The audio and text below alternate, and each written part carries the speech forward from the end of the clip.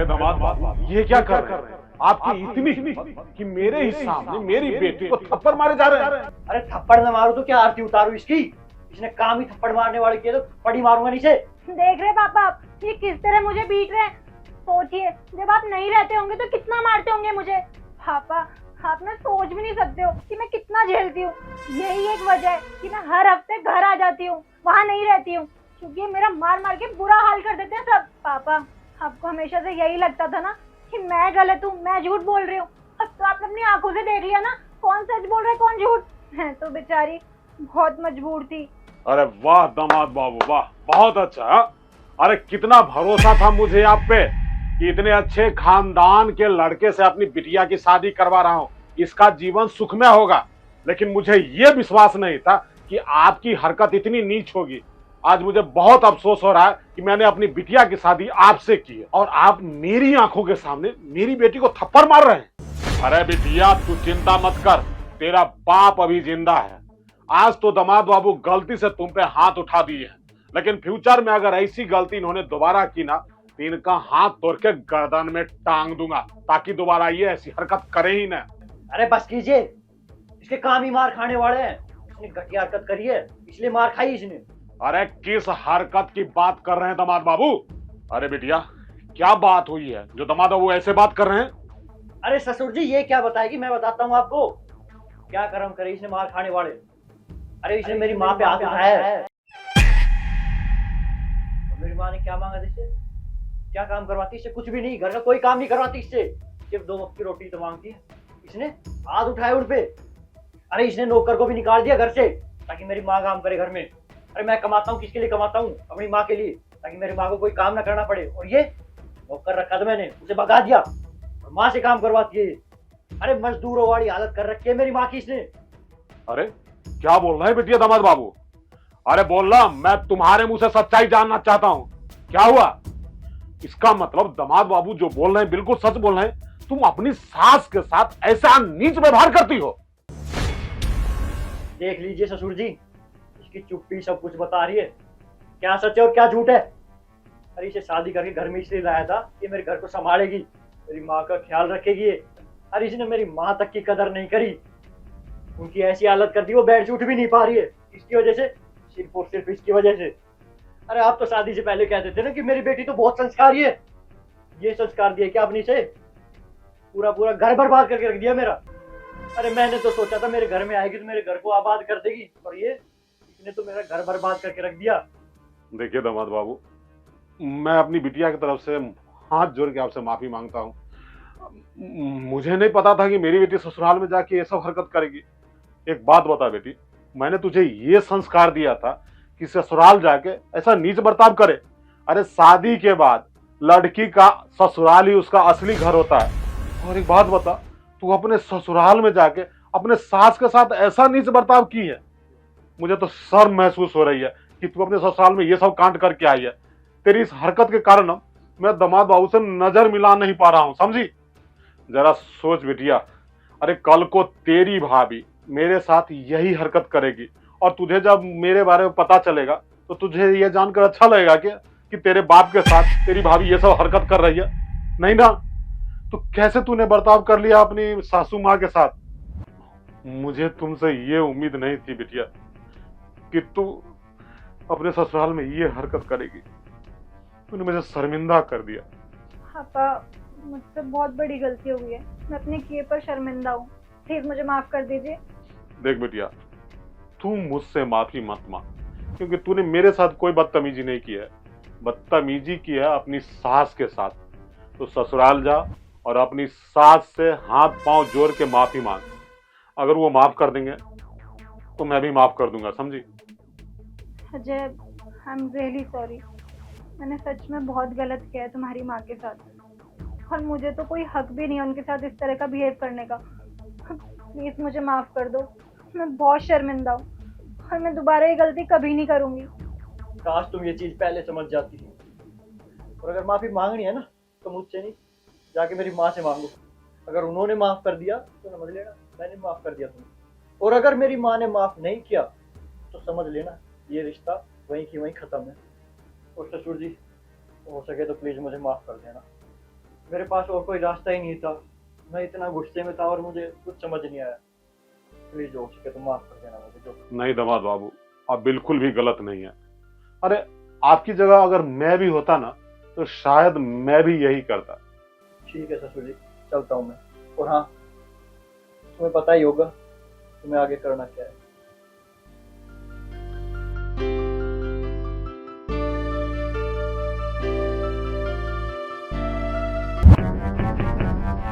Madam madam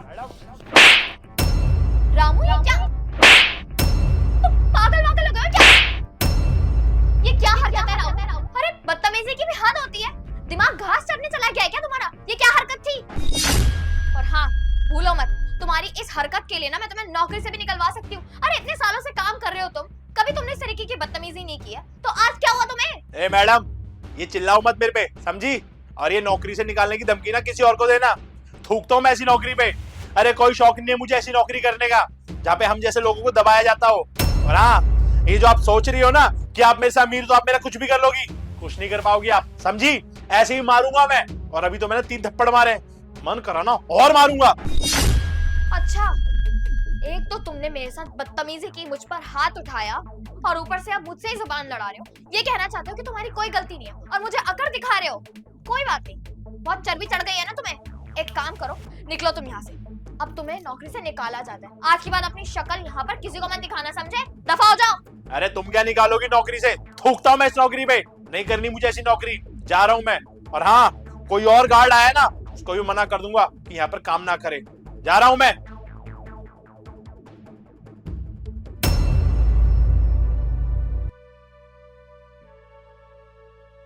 सना, क्या बात हो गई? तुम रो क्यों रही हो? अरे बताओ कुछ, क्या हुआ? अजय, वो जो हमारा सिक्योरिटी गार्ड है ना रामू, वो आया था और उसने आते ही मुझे 3-4 थप्पड़ मार दिए। मुझे समझ नहीं आया कि उसने ऐसा क्यों किया। और जब मैंने उससे पूछा कि वो मेरे साथ ऐसे क्यों कर रहा है, क्यों बदतमीजी कर रहा है मेरे साथ, तो और जुबान लड़ा रहा था मुझसे। मुझे तो समझ ही नहीं आया कि उसने ऐसा क्यों किया। मैंने तो कभी उसके साथ बदतमीजी नहीं की, ना ही कभी उससे चिल्लाकर बात की। फिर उसकी इतनी हिम्मत हो गई, उसने तुम पे हाथ उठाया। उसे तो नौकरी से निकालता हूँ और अभी जाके उसको सबक सिखाता हूँ। अभी उसको मारूंगा जाके, जब उसे पता चलेगा। रुको तुम अभी। हाँ माँ, माँ आप परेशान मत होइए, आप अपना ध्यान रखिए। और माँ, जैसी मुझे छुट्टी मिलती है ना मैं गांव आ जाऊंगा। और माँ सुनो, आप ना डॉक्टर के पास जाओ और वहां से दवाई लेकर आओ। और रही पैसे की बात तो उसकी फिक्र मत करना, मैं पैसे भिजवा दूंगा। और 1-2 दिन में माँ मैं भी आ जाऊंगा। मुझे छुट्टी मिलने में थोड़ी दिक्कत हो रही है माँ, मैं समझ रहा हूँ कि वहां मेरी जरूरत है, पर माँ मैं खुद परेशान हूँ। ठीक है माँ, आप अपना ध्यान रखिए, मैं बात करता हूँ। ठीक है। तुम्हें पता है उसने क्यों हाथ उठाया तुम पर? क्यों? मैं बताता हूँ तुम्हें। और माँ, जैसी मुझे छुट्टी मिलती है ना मैं गांव आ जाऊंगा। और माँ सुनो, आप ना डॉक्टर के पास जाओ और वहां से दवाई लेकर आओ। माँ मैं समझ रहा हूँ कि वहां मेरी जरूरत है, पर माँ मैं खुद परेशान हूँ। लेकिन अजय, उसने छुट्टी मांगने के लिए ये तरीका क्यों चुना? अब वो तो वही बताएगा ना। रुको, मैं उसे फोन करके अंदर बुला।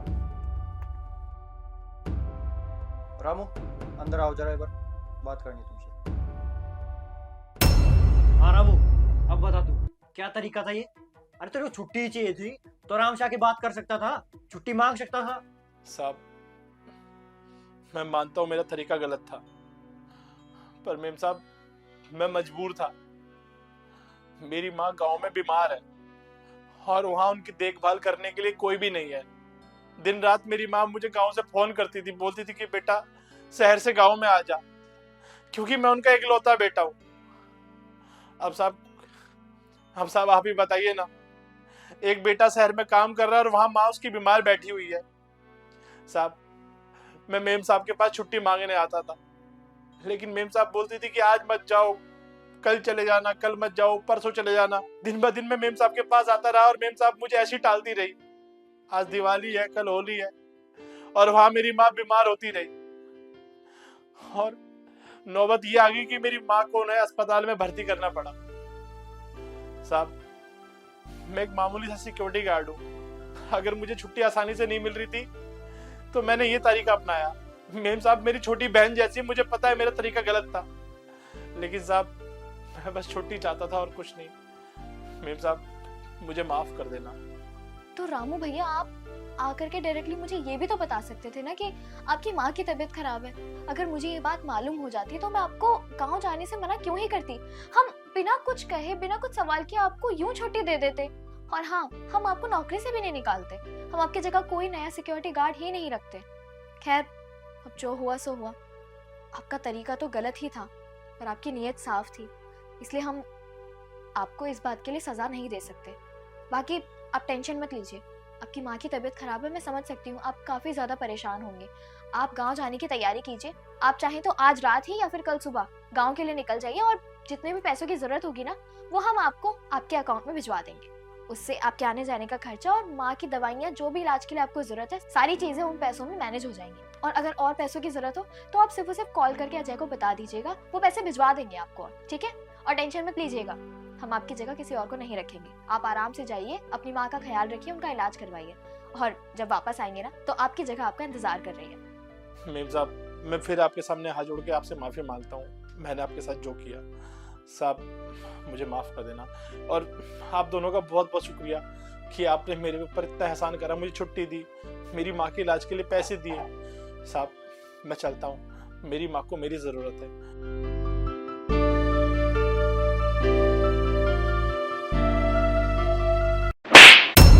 पागल हो क्या? अरे तुम्हारा दिमाग में खराब हो गया क्या? फौज में जाके तेरी इतनी हिम्मत, तूने मुझे चाटा मारा। चुप करो, मेरा तो मन कर रहा है अभी आप में 4-5 चाटे और मारूं। अभिषेक, तेरी हिम्मत कैसे हुई अपनी भाभी को हाथ लगाने की? भैया आप चाटे की बात कर रहे हो, मेरा तो मन ये कर रहा है ना कि मैं इनको जान से मार दूं। तेरी हिम्मत कैसे हुई मेरी पत्नी को हाथ लगाने की? लगता है तू भूल गया है कि तू मेरा छोटा भाई है और इसका देवर है। रोहित देखो, तुम्हारे छोटे भाई ने मुझे चाटा मारा, ये अभी फौज में लगा नहीं और इसमें अभी से घमंड आ गया। मैंने तुम्हें पहले ही बोला था कि इसे इतना लाड मत लगाओ, ये सर पे चढ़ जाएगा। और देखो, तुमने इसे इतना सर पे चढ़ाया, फौजी बनते ये मुझ पे हाथ उठा रहा है। एक नहीं, दो नहीं, 3-3 चाटे मारे इसने मुझ पे। भैया मेरा तो मन ये कर रहा है ना, इनको पीट पीट के ना इनका बुरा हाल कर दूं। तू ना अब अपनी हद पार कर रहा है। एक काम करता हूँ ना, तेरे को घर से बाहर निकाल देता हूँ, जब तेरी अकल ना ठिकाने आ जाएगी। हाँ तुम सही कह रहे हो, इसे ना अभी घर से बाहर निकालो। सही है अभिषेक, क्या कुछ नहीं किया मैंने तेरे लिए। जब बचपन में हमारे माँ बाप नहीं रहे ना, तो पाल पोस के मैंने ही तुझे बड़ा किया।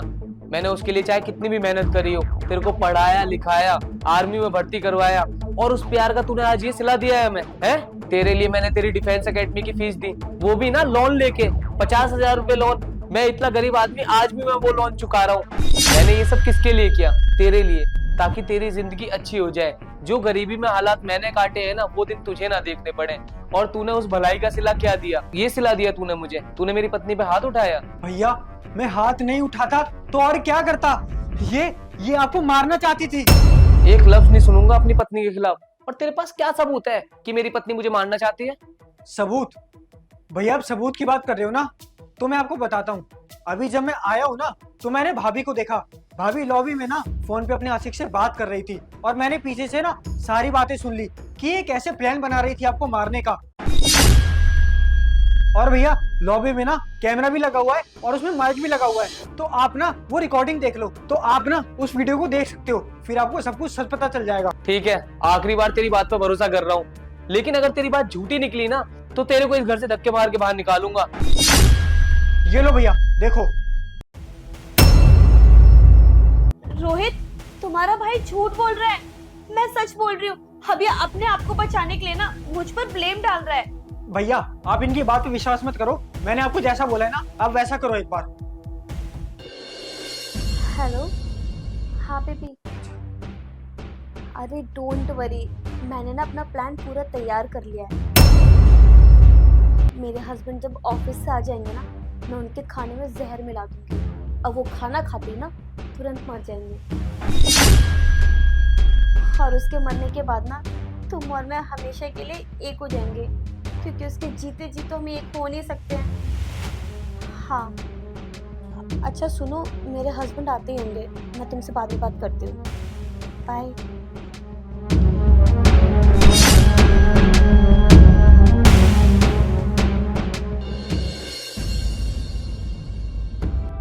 रोहित, इस वीडियो पे ना विश्वास मत करना, तुम्हारा भाई ना झूठ बोल रहा है। इसने ऐसी वीडियो बना दी होगी, एआई से बना दी होगी। तुम्हें तो पता है ना, आजकल लोगों की वीडियो बनाना बहुत आसान है। मैं सच बोल रही हूँ, तुम्हारा भाई झूठ बोल रहा है। मेरी बात समझने की कोशिश करो। देख रहे हो भैया, अभी अपने आप को बचाने के लिए झूठ पे झूठ बोले जा रही है। ये कह रही है कि ये वीडियो फेक है। भैया मेरे पास यही काम है क्या कि मैं वीडियो को फेक बनाता फिरूंगा और आपको यही चीज दिखाऊंगा? भैया मेरी मानो ना, तो आप इन्हें अभी घर से बाहर निकाल दो और पुलिस को बुला लो। मैं तुमसे अभी के अभी कह रही हूँ, इसे घर से निकाल दो। अब घर से बाहर ये नहीं, तुम जाओगी। घर से बाहर नहीं निकालना है? लेकिन क्यों नहीं निकालना है? इसने तुम्हारी बीवी पर हाथ उठाया है, तो इसे क्यों नहीं निकालोगे? तुम्हें पता है ना, ये अभी अभी फौज में लगा है, जिसमें अभी से इतना घमंड आ गया है और अभी से मुझ पे रौब झाड़ रहा है और आगे चल के तो पता नहीं क्या ही करेगा। मैं तुम्हें अभी कह रही हूँ, इसे निकाल दो यहाँ से। बस मुझे ना तुम्हारी एक बात नहीं सुननी है। अब मैं ना पुलिस को बुलाऊंगा और तुम्हें जेल भिजवाऊंगा। पुलिस मुझे पकड़ के ले जाएगी? लेकिन मुझे क्यों पकड़ के लेके जाएगी? चांटा इसने मुझे मारा है तो इसे पकड़ के ले जाना चाहिए ना, मुझे क्यों? ऐसा है, मैंने तुम्हारी ना ये सारी झूठी बातें बहुत सुन ली। ये कोई एआई वाली वीडियो नहीं है, ये एकदम सच्ची वीडियो है। और अब इस घर से बाहर ना तुम निकलोगी ना कि ये, और तुम ना जेल भी जाओगी। एक बात बताओ, मैं तुमसे इतना प्यार करता था, मैंने तुम्हारे लिए इतना कुछ किया और तुमने अब मेरे प्यार का ये सिला दिया मुझे, है? हाँ तो मैं क्या करती? मेरे पास कोई ऑप्शन ही नहीं बचा था, इस वजह से मुझे ये सब करना पड़ा। मैं तुमसे बिल्कुल भी प्यार नहीं करती हूँ, मैं किसी और से प्यार करती थी। मेरे माँ बाप ने तुमसे जबरदस्ती शादी करवा दी और मैंने बहुत मना किया कि नहीं पापा, नहीं मम्मी, मैं इस लड़के से शादी नहीं करना चाहती हूँ। लेकिन नहीं, उन्होंने मेरी एक बात तक नहीं सुनी। उन्होंने मुझे इतना प्रेशर किया कि मुझे मजबूरन होकर तुमसे शादी करनी पड़ी। मैं तुमसे बिल्कुल भी प्यार नहीं करती, मैं तुम्हें अभी भी बता दे रही हूँ। मैं किसी और से प्यार करती हूँ और उसी से करती रहूंगी। मैं तुम्हारे साथ बिल्कुल भी नहीं रहना चाहती हूँ, मेरा बिल्कुल मन नहीं करता तुम्हारे साथ रहने का। इसलिए मैंने सोचा कि मैं तुम्हें मार दूं। जब तुम मर जाते तो मेरे मम्मी पापा मेरी दूसरी शादी करवा देते और जहाँ मैं बोलती वो वही करवाते। आई नो कि ये सब गलत है, मुझे माफ कर दो रोहित कि मैंने तुम्हें मारने का प्लान बनाया। मुझे ऐसा नहीं करना चाहिए था, लेकिन मैं क्या करती? मेरे पास कोई और ऑप्शन था ही नहीं। करिश्मा, मैं ना तुमसे प्यार करता था। अगर तुमने मुझसे प्यार से एक बार बोल दिया होता ना कि तुम मेरे साथ नहीं रहना चाहती हो, तो मैं हंसी हंसी तुम्हें जाने देता। लेकिन तुमने जो मेरे साथ किया है ना करिश्मा, ये गलती ना माफी के लायक नहीं है। इसकी सजा तो तुम्हें जरूर मिलेगी।